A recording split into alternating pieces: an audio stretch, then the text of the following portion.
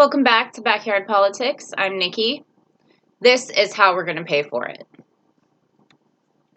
I wrote on Twitter, or on Facebook rather, when someone says referring to policies for the people, how are we going to pay for it?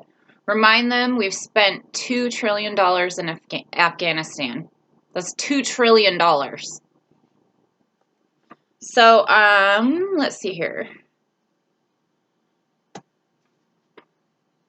Fiorella from the Convo Couch, they do great work over there.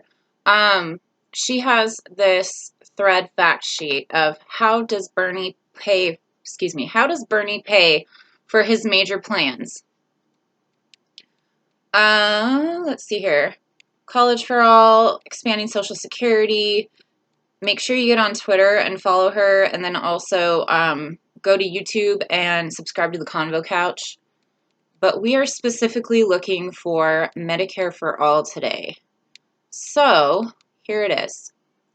According to a February 15th, 2020 study by Yale University, the Medicare for All bill that Bernie wrote would save over $450 billion in healthcare costs and prevent 68,000 unnecessary deaths each and every year. Let me reread that again. The Medicare for All bill that Bernie wrote would save over $450 billion in health care costs and prevent 68,000 unnecessary deaths each and every year. Since 2016, Bernie has proposed a menu of financing options that would more than pay for the Medicare for All legislation he has introduced, according to the Yale study. These options include creating a 4% income-based premium paid by employees, exempting the first income above $29,000, just $1,240 a year, saving that family $47.75 a year. Families of four making less than $29,000 a year would not pay this premium. Revenue raised about $4 trillion over 10 years, imposing a 7.5% income-based premium. Thank you, Fiorella. So here's a Newsweek article of a study that just came out recently. Medicare for All would save $450 billion annually while preventing 68,000 deaths, new study shows. This is what Fiorella was talking about. The Medicare for All plan proposed by Democratic presidential candidates Bernie Sanders and Elizabeth Warren, washout, would save taxpayers hundreds of billions of dollars each year and would prevent tens of thousands of unnecessary deaths, a new study shows. We already know Elizabeth Warren is not a progressive. The analysis conducted by researchers at Yale University, the University of Florida, and the University of Maryland found that transitioning the U.S. to a single-payer healthcare system would actually save an estimated $450 billion every year, with the average American family seeing about $2,400 in annual savings. The research, which was published Saturday in the medical journal The Lancet, also found that Medicare for All would prevent about 68,000 unnecessary deaths per year. Let's see, what does it go on to say?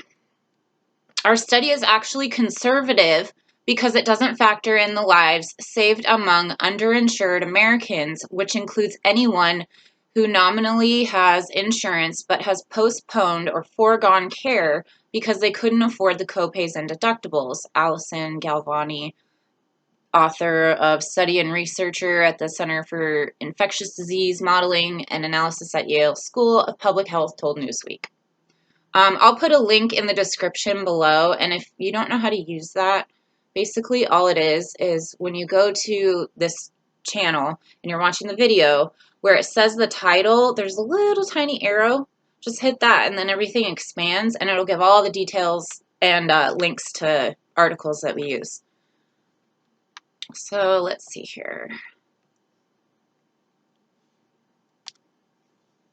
A Science Direct article states, quote, more than 37 million Americans do not have health insurance and 41 million more have inadequate access to care. Here's a crazy thought. Why do you think the nurses' unions back Bernie?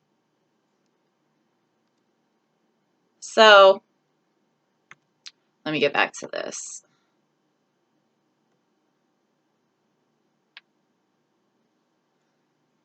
Bernie Sanders tweeted, remember, our crazy idea of universal health care is a reality in, and I couldn't take a screenshot of this because it's way too long, Australia, Austria, Belgium, Canada, Chile, Czech Republic, Denmark, Finland, France, Germany, Greece, Hungary, Iceland, Israel, Italy, Japan, Netherlands, Norway, New Zealand, Poland, Portugal, South Korea, Spain, Sweden, Switzerland, Turkey, the UK. Also, I believe Iraq and Iran are on that list too. Those are all the crazy people that think that a single-payer healthcare system is beneficial. Go figure, right? Let's see here. The only people who don't want change are the ruling class, and we don't have two parties. Bernie's biggest challenge and progressives' biggest challenge is the Democratic establishment. It is super obvious whenever you watch a debate who is against who. It's very obvious whenever you watch mainstream media, which I hope to God none of you are. But if you watch how they talk to Bernie, it's always, how are you going to pay for it? Your radical, crazy ideas, things like that. Because they don't want these policies because it would hurt them in their pocketbooks. So back to the slides. This jackass, Biden, Obama too, but this jackass, Biden, is the one who gave us the ACA, which is Romney Care, which left thousands uninsured. It finds the poor people who can't afford to get it, and it is a bullshit Republican offer. And they tried to make it seem like it was progress. So this jackass, this hothead, angry, abusive Republican, and this fake progressive CIA intelligence actor, all of those things that I just said are proven. All three of them take money and are funded by the insurance companies. Boom. So why would their policies not be Medicare for all? Because they wouldn't get their donor money.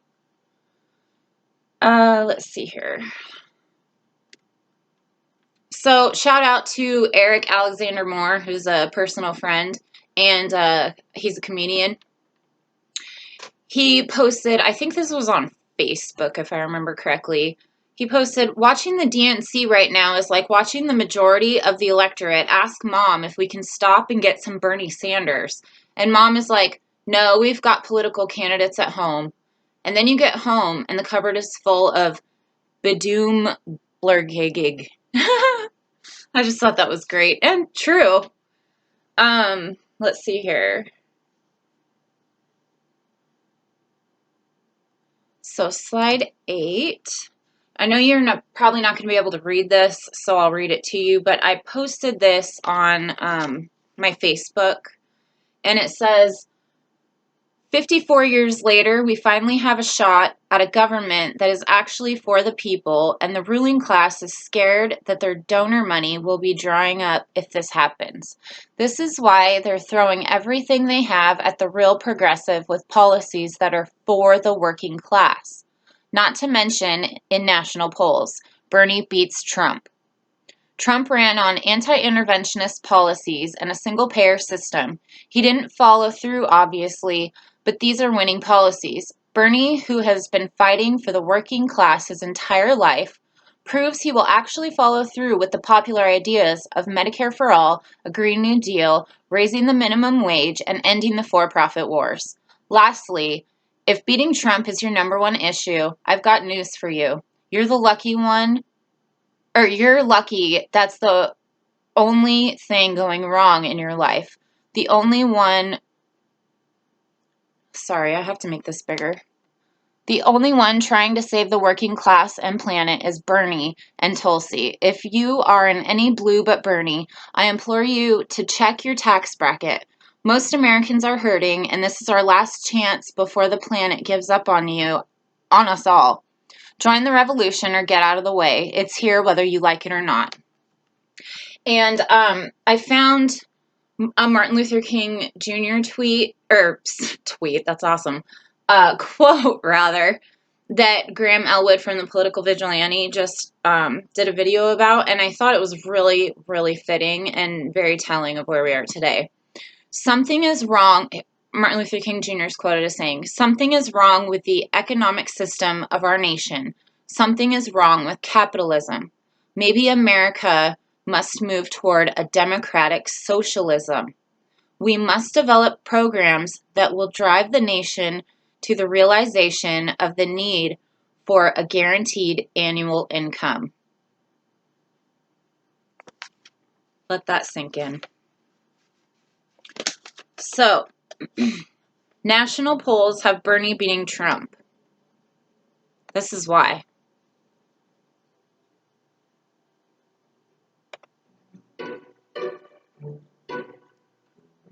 I want to ask the audience a question. If you could raise your hand here. A show of hands of how many people get their insurance from work, private insurance, right now. How many get it from private insurance?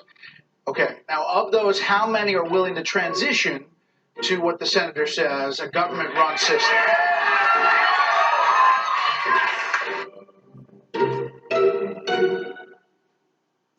Now that your tax returns have been released and you have been identified as a millionaire and in the top 1%, will you pay your fair share? And how do you plan to apply the policies that you have been talking about enforcing on top earners? Now, you raised the issue, I am a millionaire. Well, actually, this year we had $560,000 income. And that's a lot of money. And that money, in my case, my wife's case, it came from a book that I wrote. Pretty good book. You might want to read it. It's a bestseller, sold all over the world, and we made money. So if anyone thinks that I should apologize for writing a best-selling book, I'm sorry, I'm not going to do it. I guess the president watches your network a little bit, right? Hey, President Trump, my wife and I just released 10 years. Please do the same. Let the American people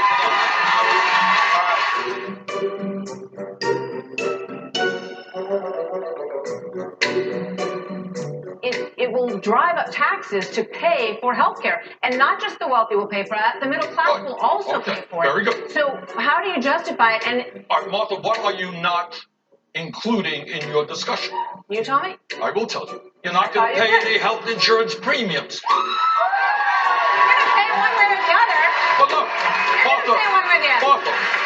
Whether it's in your income tax or your payroll tax, you're going to pay. Look, healthcare is not free. You never heard me suggest that we're going to match. You just said it was going to be free for everyone. It's going to be free at the point of when you use it. Okay? And you go to. Why are you so shocked by this? Because someone's going to pay. Somebody is going to Who pay. are they? Okay.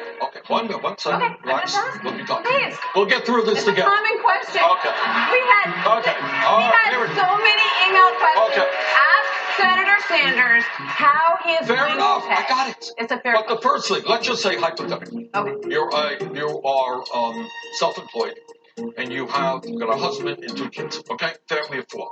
You know how much that family is paying today for health care? $28,000. Okay. All right, we're spending $11,000 per person. We are saying to that family of 4, you ain't going to pay that $28,000. You're not paying any more premiums. You're not paying any more co-payments. You're not paying any more deductibles. How's that?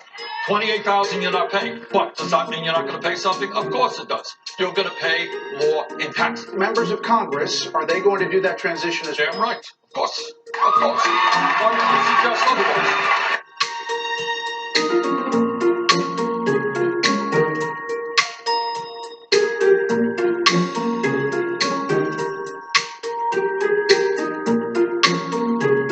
Well, thank you very much, and I hope I wasn't too hard on you.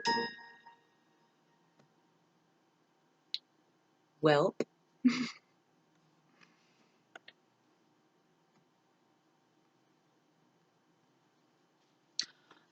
So it's very telling, very telling. Look for other progressives at a local level, support them, follow them on social media, donate, volunteer, get involved. It's actually really, really fun, rewarding. You meet really awesome people. It's a good time. Like this video, share it on your social media, subscribe.